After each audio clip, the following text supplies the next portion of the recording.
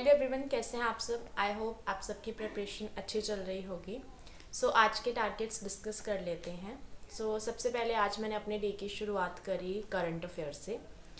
पिछले कुछ दिनों से मैं बैंकिंग अवेयरनेस के टॉपिक्स कर रही थी, जैसे दिन का एक टॉपिक करना होता था कंप्लीट।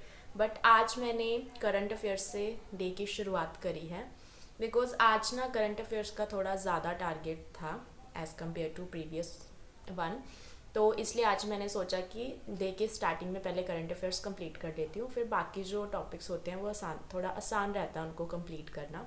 तो सबसे पहले मैंने करे सितंबर मंथ तो मैंने कल का कर लिया हुआ है कंप्लीट। तो आज मैंने अगस्त मंथ की दो चीज़ें करी हैं, एक तो बैंकिंग एंड फाइनेंशियल वाली न्यूज़ और दूसरा आरबीआई एंड सेबी। मैंने सोचा था कि मैं कल करूँगी, बट वो भी मैंने आज ही कंप्लीट कर लिया है, ताकि कल मैं जो एक दो टॉपिक और जो बचेगा नेशनल इंटरनेशनल न्यूज़ उसको कंप्लीट करके कोशिश करूँगी कि कल पूरा मंथ एक बार फिर से रिवाइज़ कर लूँ अच्छे तरीके से। टाइम बिकॉज अभी कम बचा है, तो सारे मंथ को रिवाइज़ करना है और एग्ज़ाम से 4-5 दिन पहले एक बार और रिवीजन जो है वो मुझे देनी है। तो इसलिए अभी मैं ज़्यादा से ज़्यादा टाइम करंट अफेयर्स को दे रही हूँ। तो आज मुझे थोड़ा ज़्यादा टाइम लग गया करंट अफेयर्स में। तो फिर उसके बाद मैंने बैंकिंग अवेयरनेस का जो एक टॉपिक मेरा था रहता था वो मैंने कंप्लीट करा। उसके बाद मैंने मैथ्स की क्लास लगाई, यूट्यूब पे लगाई। हर्षल सर को ही मैं फॉलो करती हूँ, तो उनकी क्लास लगाई मैंने मेंस की, एसबीआई क्लर्क मेंस की वो क्लास कंप्लीट करी मैंने। और साथ ही साथ मैंने मैथ्स का एक सेक्शनल मॉक भी लगाया, एसबीआई का ही मॉक लगाया मैंने मेंस का।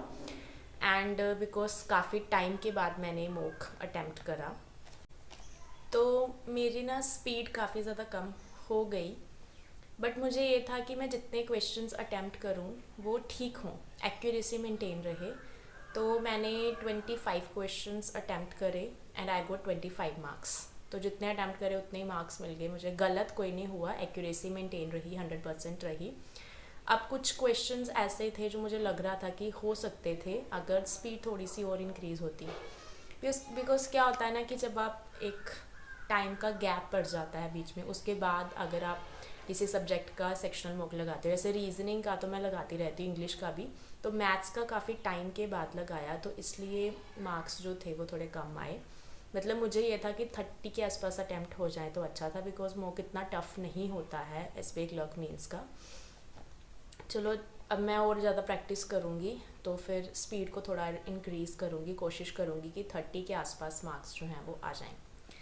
तो मैथ्स के लिए आज मैंने यही करा। उसके बाद इंग्लिश का मैंने एडिटोरियल लगाया एंड इंग्लिश की क्लास नहीं लगाई बिकॉज टाइम ही नहीं बचा मेरे पास। करंट अफेयर्स को भी बहुत ज़्यादा टाइम चला गया एंड मैथ्स के भी मुझे क्लास भी लगानी थी, मॉक भी लगाया, तो इसलिए इंग्लिश के लिए मैंने सिर्फ एडिटोरियल ही रीड करा है, क्लास वगैरह नहीं लगाई है। उसके बाद मैंने क्विज़ लगाया।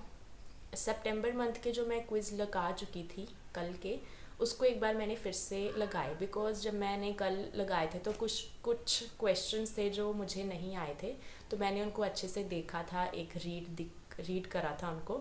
तो आज जब मैंने फिर से वो क्विज़ लगाया तो वो मेरे सारे क्वेश्चंस अटैम्प्ट हो गए थे।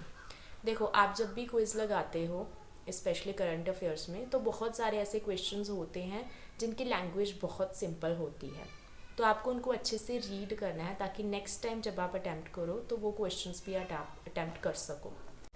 तो इसलिए मैंने भी आज जो मैं कल लगा चुकी थी मॉक सितंबर मंथ का करंट अफेयर्स का, वो आज मैंने फिर से लगाया है। इससे क्या होता है ना कि बार बार जब आप क्वेश्चंस की प्रैक्टिस करोगे, क्वेश्चंस को रिवाइज करते हो जब आप बार बार, तो वो आपके माइंड में कहीं ना कहीं सेट हो जाते हैं। इवन अगर आपने वो टॉपिक्स पहले नहीं पढ़े हैं, बट मॉक्स के थ्रू आप उनको इतनी बार रिवाइज कर लेते हो कि वो आपके माइंड में सेट हो जाते हैं। जैसे मैं आपको एक एग्जांपल देती हूँ, जब मैंने पिछली बार IBPS PO मेंस दिया था, तो मैंने जब पिछली बार मॉक्स अटैम्प्ट करी थी ना, एक राइस के रिलेटेड कुछ क्वेश्चन था, वो इतना ज़्यादा रिपीट क्वेश्चन होता था हर मॉक में। जब मैं सेक्शन लगाती थी, फुल लेंथ वाले लगाती थी, तो वो क्वेश्चन इतना रिपीट, बहुत ज़्यादा रिपीट होता था क्वेश्चन। तो वो मैंने अलग से नहीं पढ़ा था टॉपिक्स, जब मैं रिवाइज कर रही थी तब मैंने नहीं पढ़ा था, मॉक्स में ही उसको पढ़ा था। तो जब फाइनल एग्ज़ाम हुआ था तो उसमें भी वो क्वेश्चन आया हुआ था। तो 2-3 क्वेश्चन तो आपको आराम से ऐसे मिल जाते हैं जो मॉक्स में डायरेक्ट मॉक्स के थ्रू आपको मिल जाते हैं, जो आपने मॉक्स में अटैम्प्ट करे होते हैं। इसलिए जितने ज़्यादा हो सके मॉक्स की प्रैक्टिस करा करो, ठीक है। तो फिर मैंने ये क्विज़ लगाया एंड रीजनिंग का भी मैंने एक सेक्शनल मॉक दिया आज। तो रीजनिंग में आई गॉट 34 मार्क्स। रीजनिंग में भी मुझे ऐसा लग रहा था कि और स्पीड हो सकती है और ज़्यादा क्वेश्चन अटैम्प्ट हो सकते थे, तो वो अभी बस जितना भी मेरे पास टाइम बचा है तो मैं यही प्रैक्टिस करूँगी कि यही कोशिश करूँगी कि ज़्यादा से ज़्यादा अपनी स्पीड को इन्हांस कर सकूँ, तो उससे फिर मार्क्स में भी इम्प्रूवमेंट होगी। और हाँ, एक्यूरेसी आपको मेंटेन रखनी है, तुक्के नहीं लगाने हैं बिल्कुल भी। तो बस आज के मेरे यही टारगेट्स